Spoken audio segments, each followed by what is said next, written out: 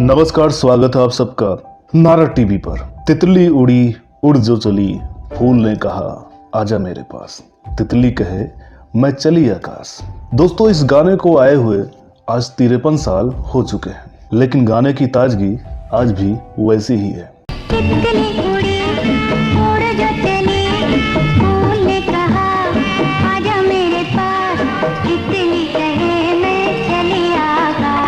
लेकिन इस गीत को गाने वाली गायिका आज गुमनामी के पन्नों में खो गई है। एक ऐसी दास्तां जिसे किसी ने दुनिया के सामने लाना मुनासिब नहीं समझा। इसीलिए तो कहते हैं कि लोग सिर्फ उगते सूरज को सलाम करते हैं, डूबते सूरज को कोई पूछता तक नहीं। वो सूरज जिसने अपने डूबने तक जलकर दुनिया को रोशन किया। जी हाँ, ये कहानी है अपने जमाने की मशहूर गायिका शारदा राजन अयंगर की। श्याम रंग वाला सारे जगत को मगन कर डाला। सांवरा सलोना श्याम रंग वाला सारे जगत को मगन कर डाला। इनका जन्म हुआ 25 अक्टूबर 1937 को तमिलनाडु के एक ब्राह्मण परिवार में। बचपन में इनके घर में एक रेडियो तक नहीं था, लेकिन तब भी संगीत के प्रति इनका ऐसा रुझान आश्चर्यचकित करता है। शारदा जी जब घर के बाहर निकलती तो रेडियो पर बजने वाले गानों को बड़े ध्यान से सुना करती थी, और वहीं से इनके मन में संगीत के प्रति गहरा प्रेम उत्पन्न हुआ। जो गाने बाहर सुनकर आती, उन्हीं गानों को अक्सर ये अपने घर में गुनगुनाया करती थी। एक दिन इनकी माँ ने जब इन्हें गाते हुए सुना तो उन्होंने सोचा क्यों ना इसे संगीत की शिक्षा दिलाई जाए। बाद में इन्होंने अपने परिवार की आज्ञा से कर्नाटक संगीत की ट्रेनिंग ली। धीरे धीरे इन्हें अपनी सुरीली आवाज से ख्याति मिलने लगी। सुन रे बलम, दिल तुझको पुकारे। चल चल चल रे बलम, दिल तुझको पुकारे। पब्लिक फंक्शन में इन्हें स्टेज पर गाने का मौका मिलने लगा, और तब एक ऐसा दिन भी आया जिसने इनकी किस्मत पलट कर रख दी। ईरान में एक संगीत समारोह में राज कपूर साहब ने इन्हें गाते हुए सुना। हालांकि साउथ इंडियन होने की वजह से शारदा जी का हिंदी उच्चारण उतना अच्छा तो नहीं था, लेकिन तब भी राज कपूर साहब इनकी आवाज से काफी प्रभावित हुए। राज कपूर ने इनसे कहा, आप अच्छा गाती हैं, आपको मुंबई आकर फिल्मों में ट्राई करना चाहिए। कुछ समय बाद जब शारदा मुंबई पहुंची तो ये जानकर खुशी का ठिकाना न रहा कि राज कपूर उन्हें भूले नहीं थे।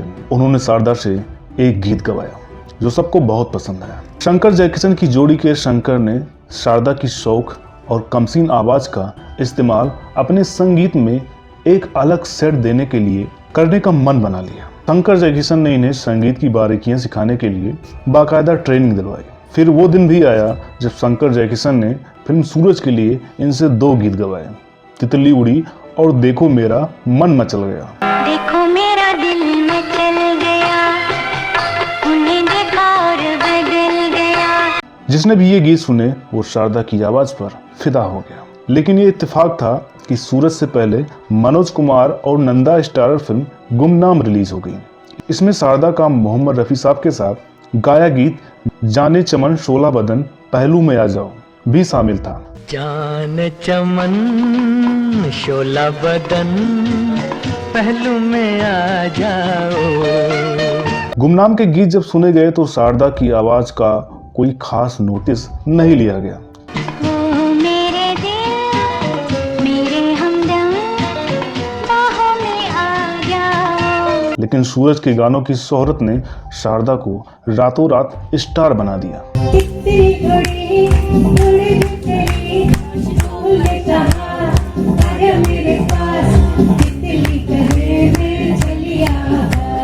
आलम यह हुआ कि उस साल के फिल्म फेयर अवार्ड के लिए तितली उड़ी और रफ़ी साहब के गाए गीत बहारों फूल बरसाओ को बराबर वोट मिले। उन दिनों प्लेबैक सिंगर की कैटेगरी में पुरुष और महिला आवाज़ों के लिए एक ही अवार्ड होता था। उस साल का अवार्ड मोहम्मद रफ़ी साहब को मिला, लेकिन शारदा को स्पेशल अवार्ड दिया गया। इसके साथ ही शारदा जी ने इतिहास रच दिया, क्योंकि अगले साल से फिल्म फेयर ने पुरुष और महिला गायकों के लिए अलग अलग अवार्ड देना शुरू कर दिया। 1967 में शंकर जयकिशन की संगीत से सजी फिल्म आई अराउंड द वर्ल्ड। शारदा की आवाज के जादू ने सबको फिर कायल कर दिया। चले जाना जरा ठहरो, किसी का दम निकलता है, ये मंजर देखते जाना। जाना जरा ठहरो, किसी का दम निकलता है, कर जाना। शारदा के गाए गीतों की तारीफ तो हुई, मगर उनकी आवाज की आलोचना भी होने लगी। कहा गया कि शारदा की आवाज अनगढ़ और कच्ची है, लेकिन शंकर ने किसी की आलोचना पर ध्यान नहीं दिया। वो लगातार शारदा को मौके देते रहे। उनके भरोसे ने रंग दिखाया और जिस दौर में लता, आशा भोसले और सुमन कल्याणपुर ज्यादातर हीरोइनों के लिए गाने गा रही थीं, उसी दौर की फिल्म जहां प्यार मिले के एक गाने के लिए शारदा को फिल्म फेयर का अवार्ड मिला।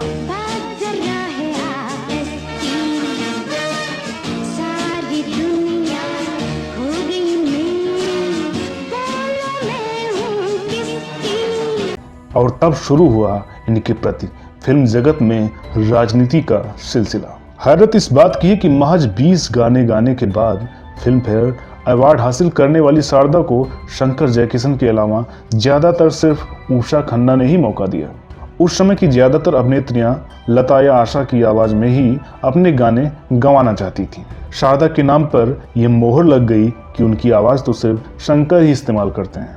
जैसे जैसे वक्त गुजरता गया, शारदा के लिए हालात कठिन होते गए। फिल्म प्रोड्यूसर्स और डायरेक्टर्स पर यह दबाव पड़ने लगे कि शारदा के गाए गाने फिल्म से हटा दिए जाएं। शारदा से गाने तो गवा लिए जाते थे, लेकिन फिल्म रिलीज होने तक वो गाने फिल्म से बाहर कर दिए जाते थे। मेरा नाम जोकर में इनसे 3 गाने गवाए गए, लेकिन ये गाने फिल्म में शामिल नहीं किए गए। और भी कई फिल्में रही जिसमें इनके गाने शामिल नहीं हुए। फिर भी शारदा संगीत में डूबकर लगातार रियाज करती रही। फिल्मी दुनिया में शारदा का ना तो कोई गहरा दोस्त था, ना ही सहारा। सिर्फ एक शंकर ही थे जिनका संरक्षण उन्हें हमेशा मिलता रहा। मगर दूसरे बड़े संगीतकार गाने का मौका देने से कतराते रहे। इस राजनीति ने शारदा को बुरी तरह से परेशान कर दिया। उनकी आवाज से रंजिश रखने वाला कभी सामने नहीं आया, इसलिए दोष भी देती तो किसे, लेकिन वो हारना नहीं चाहती थी। उन्होंने नया अवतार ले लिया और खुद को संगीतकार के रूप में गढ़ना शुरू किया। उन दिनों निजी गीतों का बाजार अस्तित्व में नहीं आया था। फिल्मी गीतों के अलावा या तो भजन के रिकॉर्ड जारी होते थे या फिर गजल और कव्वाली के। शारदा ने 8 पॉप गीत तैयार किए, जिन्हें HMV ने जारी किया। शारदा का नया प्रयोग चर्चित जरूर हुआ, लेकिन उसे शोहरत नहीं मिल पाई। शायद तब भारत में पॉप के लिए माहौल नहीं बन पाया था। लेकिन इस प्रयोग से शारदा को एक फायदा ये हुआ कि कम बजट में फिल्म बनाने वाले प्रोड्यूसर्स उनके पास आने लगे। माँ, बहन और बीवी जैसी कुछ फिल्मों में उन्होंने संगीत दिया। संगीतकार के रूप में शारदा को B ग्रेड फिल्में ही मिली, जो उनके करियर को आगे नहीं बढ़ा सकी। हालात का बहादुरी से मुकाबला कर रही शारदा के लिए साल 1987 बेहद मनहूस खबर लेकर आया। फिल्मी दुनिया में उनका इकलौता सहारा यानी शंकर इस दुनिया को छोड़ चले गए। शारदा को यकीन होने लगा कि उन्हें गाना गाने के लिए मौके नहीं मिल पाएंगे। शारदा ने फिल्म संगीत से किनारा कर लिया। लंबे वक्त तक फिल्मी दुनिया की सियासत से मुकाबला करने वाली शारदा की कमसिन और अल्हड़ आवाज आखिरकार फिल्मों से विदा हो गई। मन के पंछी कहीं दूर चल, इस चमन में तो अपना गुजारा नहीं। आज भी शारदा उन लोगों का नाम नहीं लेती जिन्होंने फिल्मी दुनिया में उनके पैर नहीं जमने दिए। उनकी आवाज में ऐसे लोगों के लिए कड़वाहट भी नहीं उभरती, लेकिन आंखों से छलकता दर्द वो छिपा नहीं पाती। खैर की है डगर, खैर का है नगर, सांस लेने का भी एक सहारा नहीं। तो दोस्तों, ये वीडियो आपको कैसी लगी कमेंट करके जरूर बताइएगा। वीडियो अगर आपको अच्छी लगी हो तो प्लीज इसे लाइक करें। आज नारद टीवी ने एक छोटी सी कोशिश की है शारदा जी को नए जमाने के लोगों से रूबरू कराने की। हमारा प्रयास अगर आपको अच्छा लगा हो तो प्लीज़ वीडियो को लाइक करें, शेयर करें। बॉलीवुड के रोचक किस्सों के लिए हमारे चैनल को सब्सक्राइब करना ना भूलें। तो दोस्तों, मिलते हैं अगले वीडियो में एक और नई दिलचस्प कहानी के साथ। तब तक के लिए नमस्कार।